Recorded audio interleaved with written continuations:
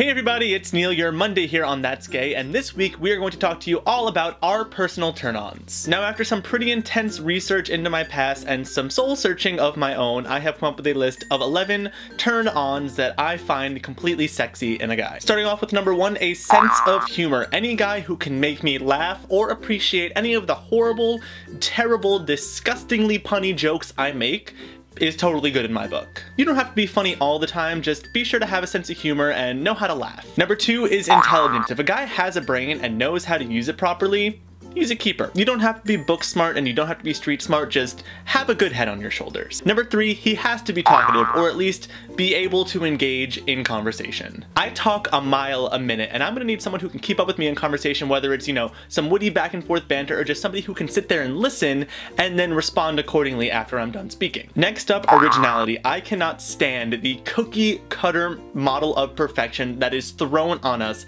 every single day in the media. Being yourself is one of the most important things you can be in a relationship above all else. Just be that weird, quirky, original individual that I know that you can be. Number 5 on this list is probably one of the most important ones, Netflix. If you're a dude who doesn't mind spending a Friday night at home binge watching Gilmore Girls with your man, then you're the guy for me. I'm not saying that we have to sit around watching Netflix 24/7, but if you're able to just hang out and watch TV and just let that be what we're doing for the evening, props on you, man. And when Netflix throws up that judgmental, hey, are you still watching Gilmore Girls, which you have been doing for the past 3 hours of your life? Do you have anything better going on? I might consider taking a break, and you might get lucky. Also, guys with a sense of maturity are amazing. I'm not saying that you have to have a full-time job with benefits and perks, but if you just know how to handle a situation and you're able to solve issues in your life in a very grown-up manner, that's amazing. But I also appreciate a guy with a sense of youthfulness, because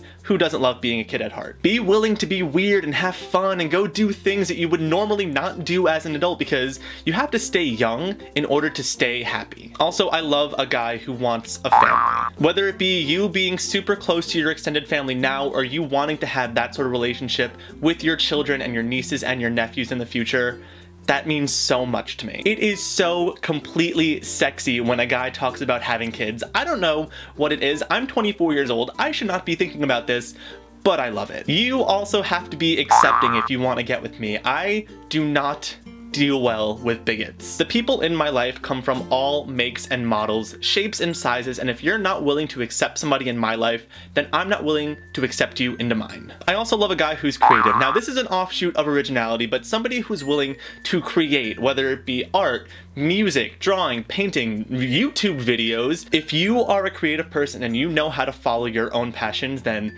I want to follow you into the bedroom. And finally, a guy with a sense of empathy. Somebody who is able to recognize that you are a human being with feelings and that they are also a human being with feelings, and they can communicate that with you in a way that makes sense and helps your relationship move forward.